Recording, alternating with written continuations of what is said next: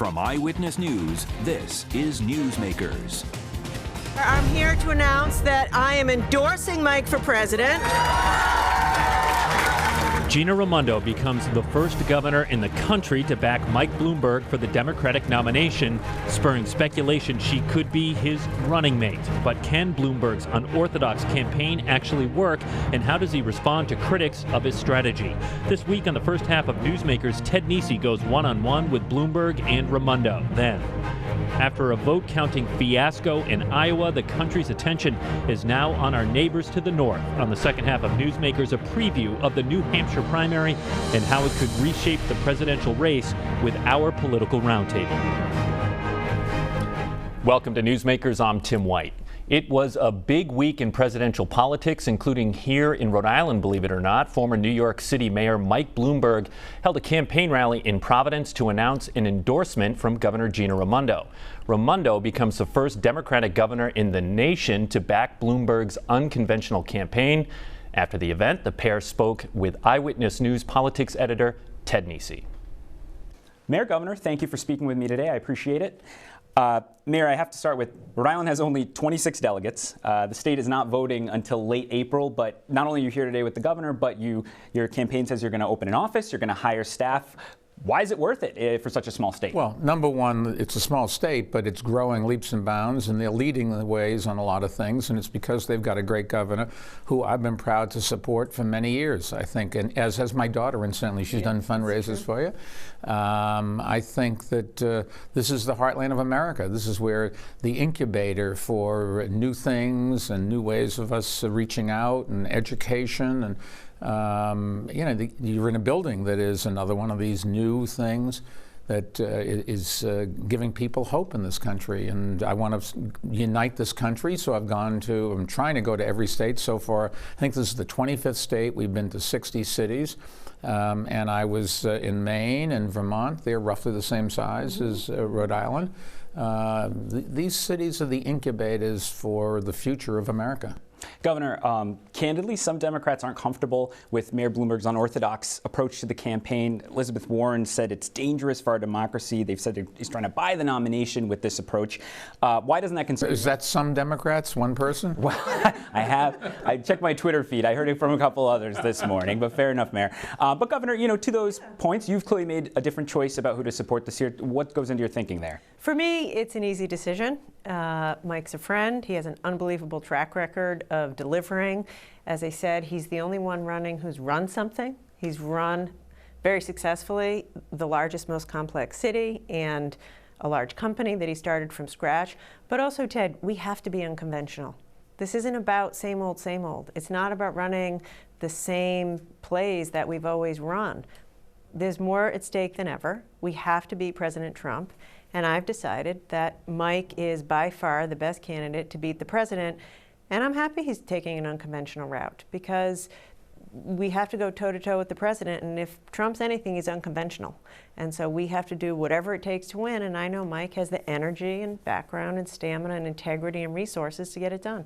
Iowa took an unconventional approach to counting this week with the caucuses. Of course, you weren't competing in those. You're looking at Super Tuesday. But I just have to ask you, as a candidate, what do you make of the field now and what it looks like to you this morning after we have partial results from Iowa looking ahead? Well, look, I'm sure the party functionaries in Iowa are tearing their hair out, and I feel sorry for them in some senses. They should have tested. They should have worked with a better company. They should have started earlier.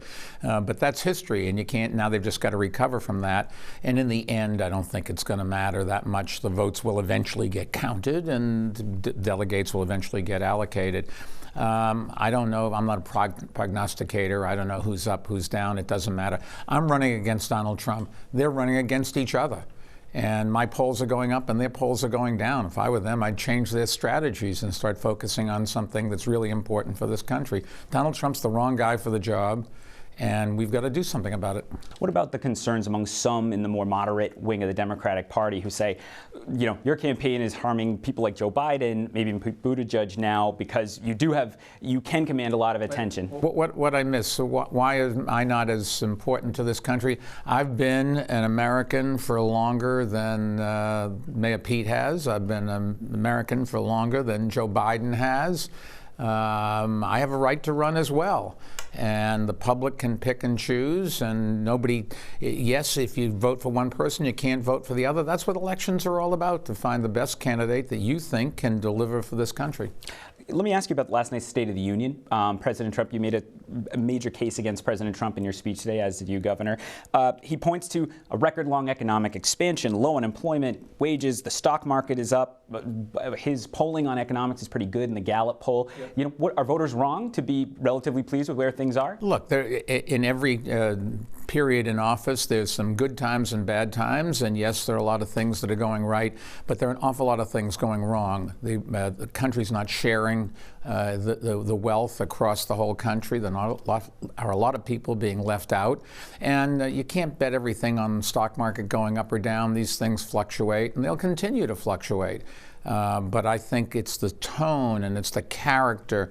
What are we teaching our children if the president can lie? And the children says, Mommy, Daddy, if the president can do it, why can't I? No. And it's those things, our relationships around the world with people. These other countries trusted us, they depended on us, and now they can't do that anymore. That's very dangerous. Same thing domestically. We are just leaving too many people out, and we're not going out. We're encouraging people to not include others, to fight against others. You look at the white supremacists marching. Somebody's got to stand up and say those are not American values. Taking children out of their parents' hands if they come across the border, putting them in cages. That's not the America that you and the governor and I know and love, and that's not why we send our young men and women overseas to fight and die sometimes to protect. It's a different country that he's trying to create from what we really want. One last question. So the governor's here endorsing you today. Would you consider her as your vice presidential pick if you get the nomination? I would consider everybody, but let me just tell you, this governor sets a model, I think, for being a good governor. She's taken a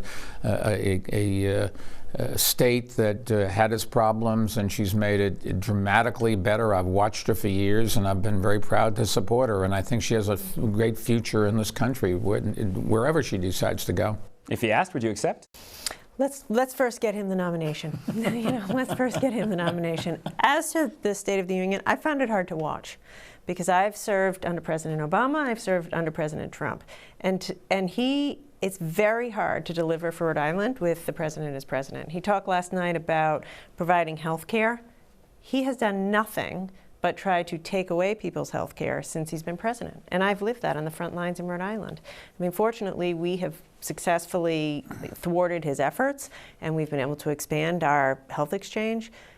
But it's just not true what he said. And the fact of the matter is, if he's reelected, fewer people will have health insurance. People with pre-existing conditions won't be protected. And I don't think he's good for the economy. So Mike was polite. But as a governor on the front lines trying to deliver with this president, he's bad for America. Polite, not always what you hear about someone from New York, so that's a compliment too. I beg your pardon. I told him he's much warmer and fuzzier than people think. Mayor, Governor, thank you both for taking the time to talk with me. Thank you. Taking a knock at New Yorkers, Ted Nesi with Governor Gina Raimondo and presidential candidate Michael Bloomberg. Now a political roundtable to talk about that interview. Then we're going to look ahead at New Hampshire and look back at whatever Iowa was. Joining us, Lisa Pelosi, political analyst, and Eyewitness News political analyst Joe Fleming, and of course our politics editor Ted Nesi. Okay, let's start with Bloomberg. First, Ted, what's the connection between Mayor Bloomberg and Governor Raimondo? They're very chummy. Yeah, well, as was mentioned there, she has a connection with his daughter. I think that was the start of their relationship. And then I remember, actually, it was a notable thing, you probably remember too, during the lead up to the 2014 governor's race, when Bloomberg had been supporting Lincoln Chafee, who at the time they were both independents, announced he was switching his allegiance among the Rhode Island politicians to Gina Raimondo for governor. And that was a big get for her at the time, sort of showed her strength. He held a fundraiser for her. And since then, he's remained supportive. You know, they are similar Democrats. They're, friendly with the financial services sector, obviously, which doesn't sit well with the Bernie wing of the party, but that's who they are.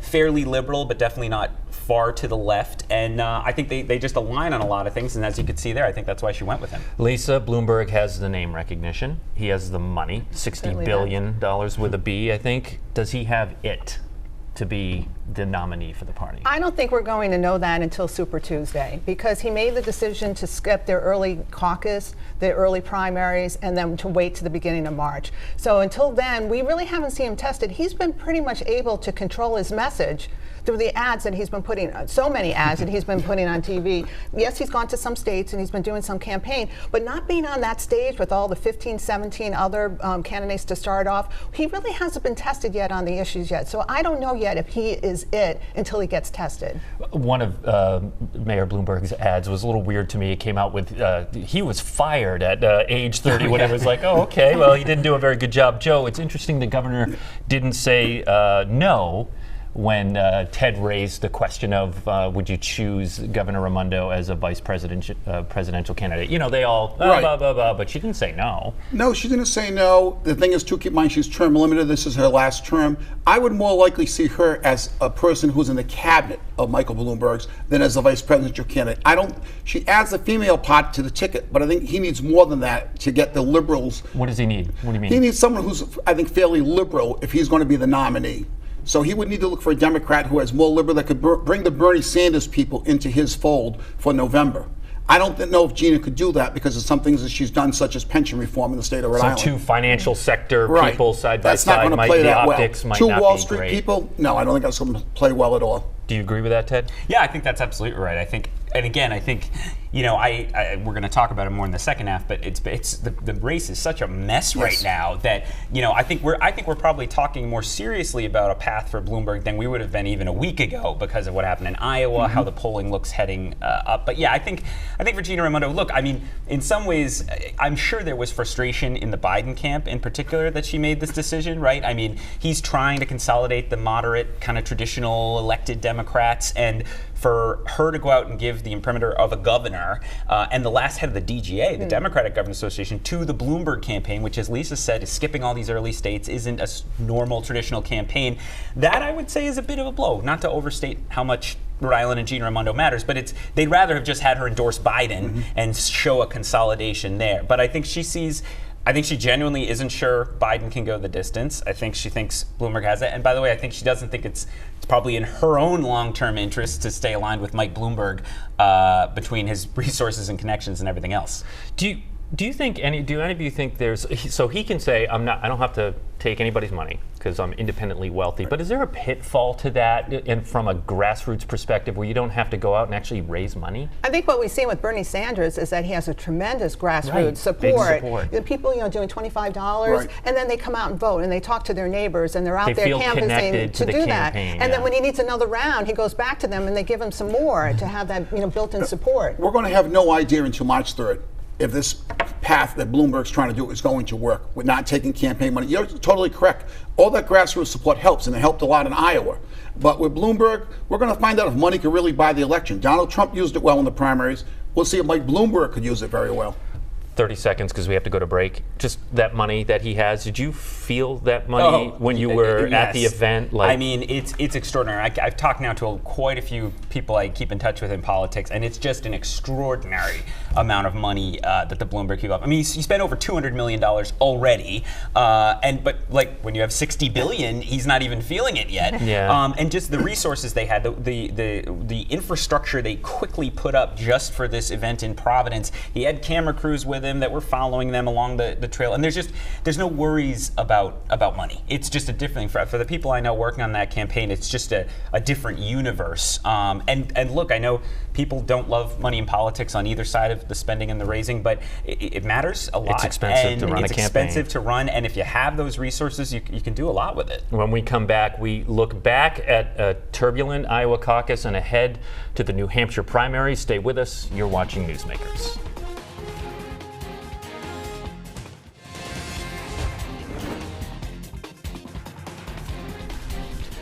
Welcome back to Newsmakers. I'm Tim White. A political roundtable looking back at the Iowa caucus and ahead to the New Hampshire primaries. I'm joined by our politics editor Ted Nesi, Eyewitness News political analyst Joe Fleming, and Lisa Pelosi, also a political analyst. All right, so Pete Buttigieg had a great Iowa caucus, giving delegates. As far as we know. Yes, fair. 26.2% of the delegates. Right. Bernie Sanders, 26.1%, distant second. Joking, obviously.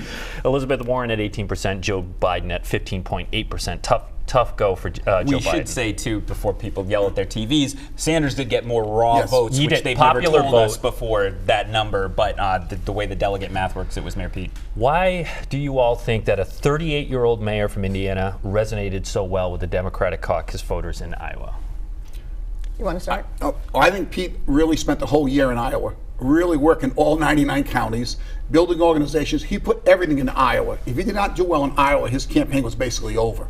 So they put all the money, all their resources in there, and Joe Biden basically slipped as the campaign went on. And that helped Pete. They looked for an alternative who was not a super liberal, and Pete was their alternative. He was young, he was energetic, where Joe Biden was sort of just late blasé. You know, never really showed much enthusiasm. And that really helps his fundraising. That's for sure. Lisa, what do you think? Yeah, you have to be present in Iowa. The Iowa voters, the people who come out, they want to know their candidates. So you really have to have a strong presence there. So he went to that more traditional way. You have to, as we were just talking about Bloomberg skipping Iowa, he's saying, no, for me, people that don't even know me a year ago, who I am, he needed to make his mark there.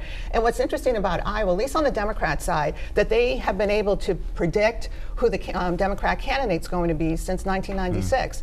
Not the same on the Republicans. We've seen a couple, that haven't moved along, but on the Democrat side, it has. So whoever is the true winner in Iowa has a good chance. Well, to they got it really wrong in 1992. Right. Bill Clinton did not do well. Right. He came in second in New Hampshire, if I remember right, and he was called the comeback kid, even though he came in second. Yeah. And is that sort of the model that Joe Biden, Ted, is going to have to follow? He's really got to do well in New Hampshire. Yeah, I think the Biden campaign is in worse.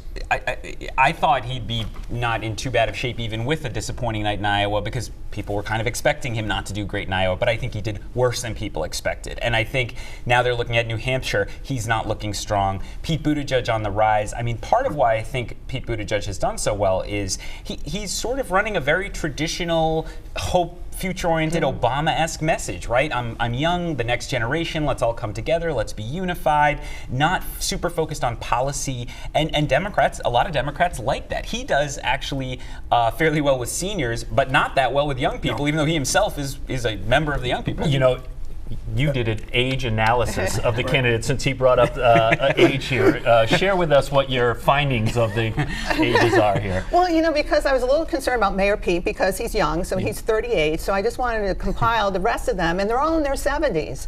So then I looked at the Constitution to see that to be president you have to be 35, but the expectancy of people back when the Constitution was approved was 38. So I thought, okay, let's move off of the age and just, look forward. It's not as bad as you think. You know who, and actually Lisa, I think, said this when we were chatting before the show, but it's so true. You know who we haven't even mentioned yet? Elizabeth Warren. Right. I mean, she also, as Joe said, bet a lot on Iowa and had a disappointing night. Now she's in a neighboring state, New Hampshire, and it's not clear she's going to do very well either. And Elizabeth Warren has a bigger problem than that. If she does not do well in New Hampshire, she has no firewall. I really believe she's almost done if she does not finish in the top 2 in New Hampshire. And right now the polling shows she's running 3rd, possibly 4th. So unless she can get some momentum over these next few days, after Iowa, where is she going to go? Nevada, South Carolina, those 2 places where Biden is stronger than she is by far.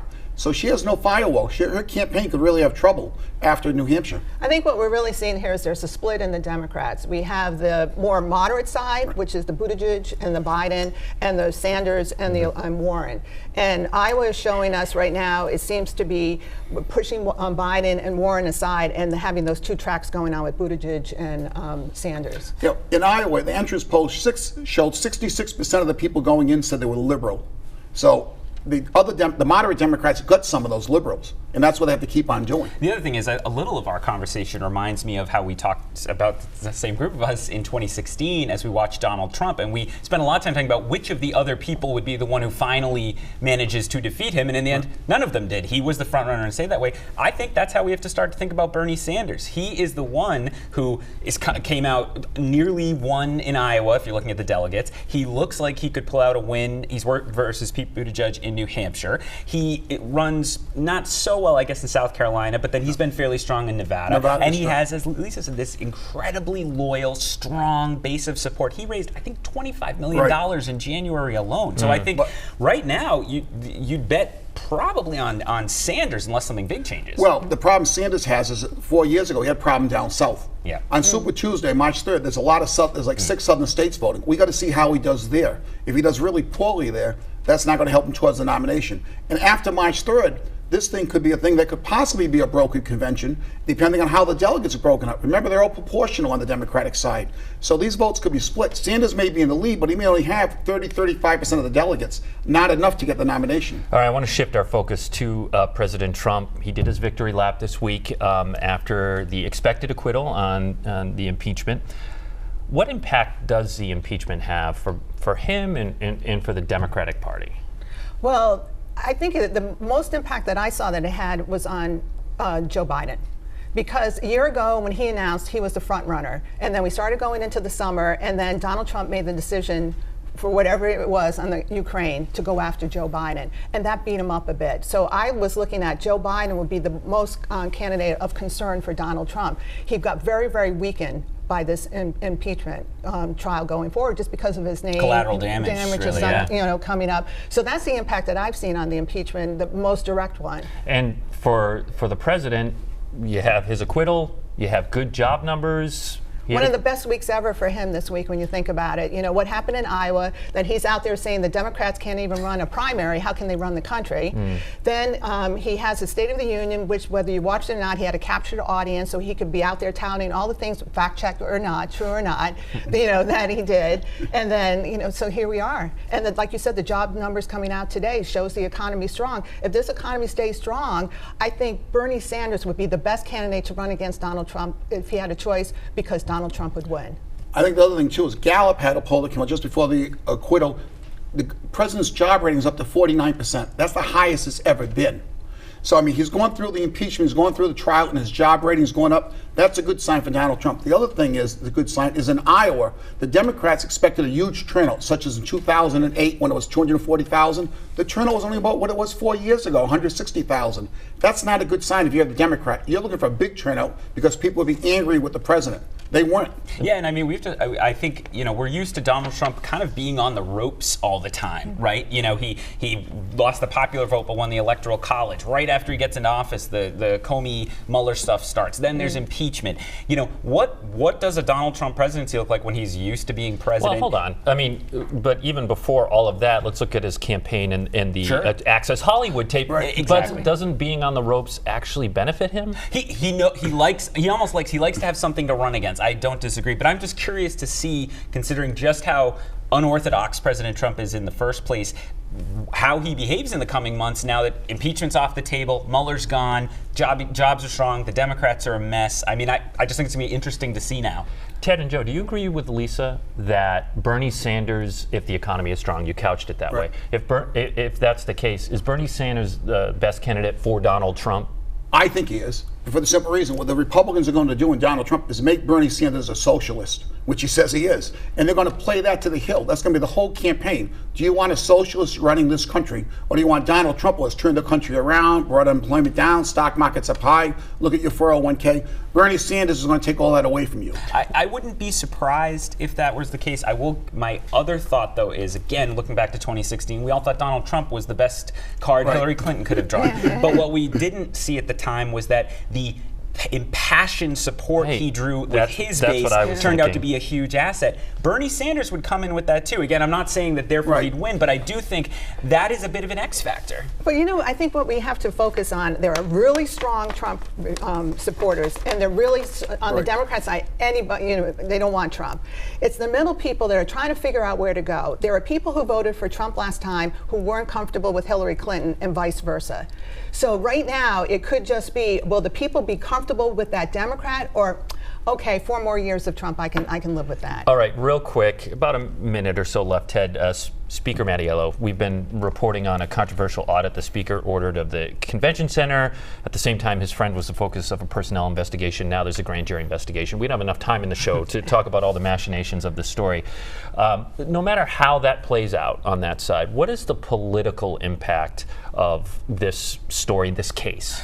Look, it's never good to have a headline that your behavior is being investigated by a grand jury, your chief of staff and other top advisor going before a grand jury, as we know, as we reported, Tim, next week, all over this convention center mess. I think it's sharply weakened Speaker Mattiello on Smith Hill. I think it's raised questions about his political future. I'm not writing his obituary by any means. One example of that, just this morning before we came on air, I received a message from Barbara Ann Fenton Fung, Mayor Fung's wife, who now says she is very seriously considering running against Speaker Mattiello in District 15, which again is a swing district, a place where Republicans can run very strong. I don't think she, and with Mayor Fung, who knows Cranston politics well, helping her make the decision, would be doing that if they didn't think the Speaker was in some political peril right now. All right, he's weathered a lot of storms. We'll see. Our colleague, anchor Danielle North, will be in the Granite State live starting Monday and Tuesday through the primary votes. And on Tuesday, Ted Nesi will be co-anchoring a regional digital live show on WPRI.com. Catch that at 7 p.m. For Joe Fleming, Lisa Pelosi, Ted Nesi, I'm Tim White. We'll see you next week on Newsmakers.